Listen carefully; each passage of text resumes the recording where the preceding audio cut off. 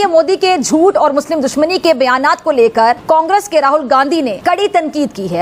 भारतीयों ने नरेंद्र मोदी कह लें, दरिंदर मोदी कह लें, उसको वाज़े पैगाम दे दिया है। इस बार मोदी इंतखाबात में मुंह के बल गिर जाएगा। आइए देखते हैं, मजा आएगा। 2024 में किसकी सरकार बनेगी? भाजपा बनेगा और किसकी बनेगी? आए इंडिया गठबंधन है। अरे गठबंधन में जब अपने घर में नहीं इत्तेफाकी रहेगी तो बाहर कहाँ से हो पाएगा? रुको जरा, सब्र करो। तो भाजपा में क्या है सर? भाजपा में हर चीज है। तो उनसे दुकानदारी कर रहे हैं, 2 पैसा कमा रहे हैं, खा रहे हैं, न कहीं दंगा है न कहीं फसाद है। मोदी योगी का सरकार ठीक? घाट बहुत बढ़िया है, हमारे हिसाब से सबसे अच्छी है। आपका क्या नाम है? मोहम्मद कमरुद्दीन नाम है। शर्म आनी चाहिए, लेकिन तुम भी तो मोदी के चेले हो, तुम्हारा शर्म से क्या काम? तुम लोग को शर्म आती नहीं? रोती रहो। हेलो, भारत में लोकसभा चुनाव क्या शुरू हुए और को मोदी जी के विरोध में प्रचार शुरू हो गया है। बंदे मोदी जी के खिलाफ इसके तरफ भौंकते फिर रहे हैं, मानो इस बार उनको सत्ता से हटाकर ही मानेंगे। और बंदे सपोर्ट किसको करते फिर रहे हैं? हिंदुस्तान के अंदर इस वक्त जो नरेंद्र मोदी और बीजेपी हैं वो महासभा, हिंदू महासभा को रिप्रेजेंट कर रहे हैं। तो चाहे वो राहुल गांधी हो, चाहे वो कोई भी और सियासतदान हो जो नरेंद्र मोदी को रोक सकता है, हर उस शख्स को सपोर्ट करेंगे जो नरेंद्र मोदी का रास्ता रोक सकता है। ये पेटू राहुल गांधी के साथ मिलकर मोदी जी का रास्ता रोकेगा, जो साला कल तक अपनी गिरफ्तारी के डर से खुद रास्तों पर भागता फिर रहा था।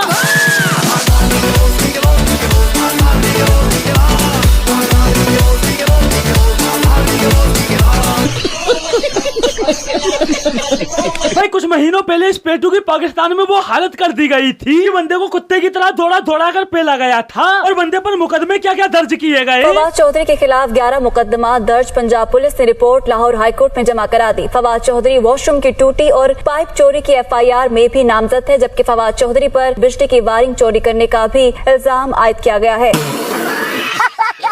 भाई एक बात तो है, टोटी चोर चाहे इस पार हो या बॉर्डर पार, करेगा कांग्रेस को सपोर्ट ही। हालांकि पता सबको है मोदी के मुकाबले में कोई ऐसा स्ट्रॉन्ग लीडर नजर नहीं आ रहा इंडिया के अंदर। और ये सिचुएशन, ये खबर हमारे लिए अच्छी नहीं है। और पोर्को के लिए ये खबर अच्छी क्यों नहीं है? क्योंकि नरेंद्र मोदी का भी बड़े अग्रेसिव किस्म के बयान आ रहे थे पाकिस्तान के बारे में कि हम वहाँ पे घुस के मारेंगे दहशतगर्दों को। और ये सिर्फ बयानात नहीं थे, अब तो रिपोर्ट्स भी आ गई हैं कि इस किस्म की उनकी स्ट्रेटेजी रही है।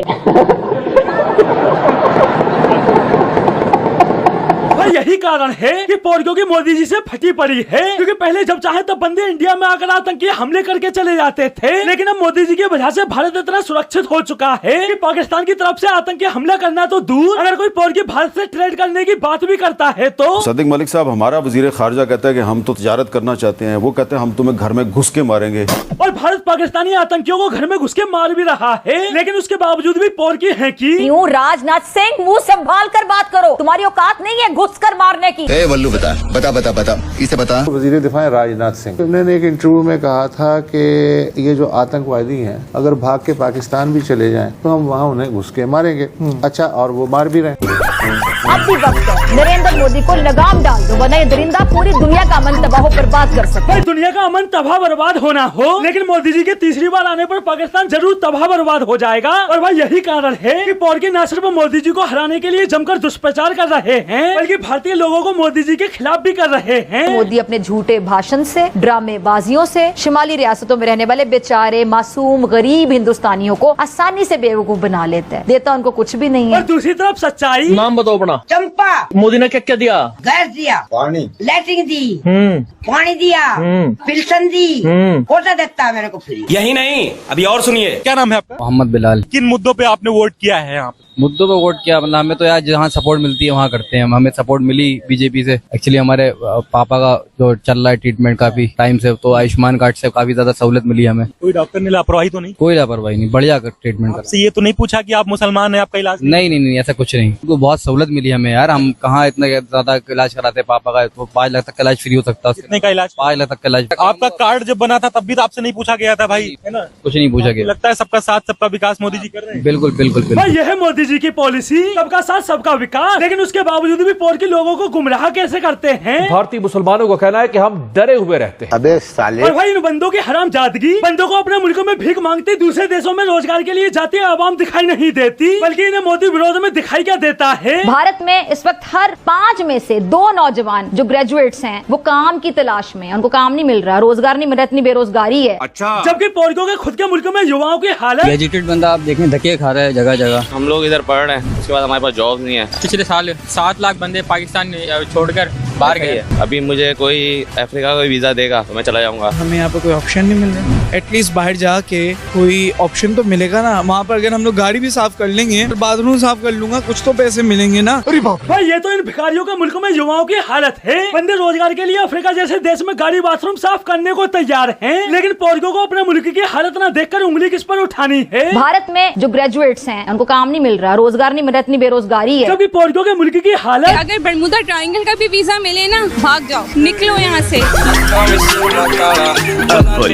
कैसा लग रहा है? मोदी मेरे ख्याल से खातिर इंसान है, इसमें किसी को शक नहीं होना चाहिए। हिंदुस्तान में किसी को शक है भी नहीं, तभी तो इन्हें 2 बार पीएम बना दिया। रही बात तेरे गला फाड़ फाड़ कर चिल्लाने की, तो इस सबसे कोई फर्क नहीं पड़ने वाला और नरेंद्र मोदी ही शायद दोबारा प्राइम मिनिस्टर बनेंगे भारत के। और भैया अनुमान लगाने वाला कोई हिंदुस्तानी मीडिया नहीं है, यह पाक मीडिया में बैठे पाकिस्तानी पॉलिटिकल एक्सपर्ट जो मोदी जी को एक दफा फिर पीएम बनता देख रहे हैं। प्राइम मिनिस्टर नरेंद्र मोदी, लग ये रहा है कि शायद वो ही अगले प्राइम मिनिस्टर होंगे। लेकिन इस बीच इनका सबसे बड़ा दुख क्या है? मुझे तो ये नजर आता है कि पाकिस्तान से मोदी जीत भी जाएंगे तो बात नहीं करेंगे। और यही कारण है कि सारे के सारे पोरगी मोदी जी के खिलाफ हो गए हैं और चिल्लाते फिर रहे हैं। गुजरात का कसाई नामंजूर, जैसे ये बहन की घोड़ी इंडिया में वोट डालने आ रही हो जो नामंजूर।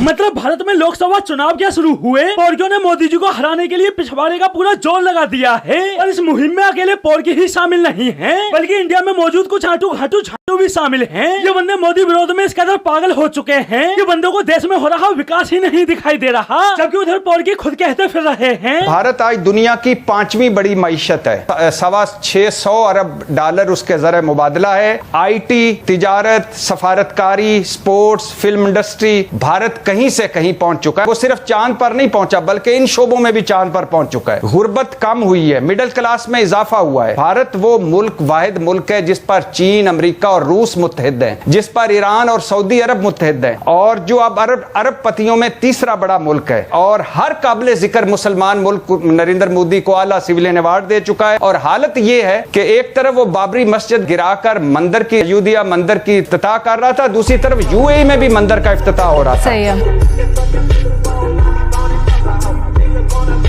और यह है आज मोदी जी के नेतृत्व में भारत की पावर। जो पाकिस्तान भारत के खिलाफ हमेशा जहर उगलता था, वो तक आज मोदी जी के काम का गुणगान कर रहा है। अब भाई तुम्हें डिसाइड करना है कि तुम्हें भारत में कैसा पीएम चाहिए, विकास के साथ साथ दूसरे देशों की आंखों में आंखें डालकर जवाब देने वाला, या घोटालों के पीछे छुपकर हिंदुओं का विरोध करने वाला। और रही बात पाकिस्तान की, तो उनके पास भी एटम बम है, ये याद रखें, वो भी चूड़ियां पहने हुए नहीं। अरे भी पहना देंगे, ये कोई शक नहीं, करी चेक नहीं, बीबा जट दिया चले सरदारी। तो दोस्तों आज के लिए बस इतना ही, फिर मिलते हैं अगली वीडियो में।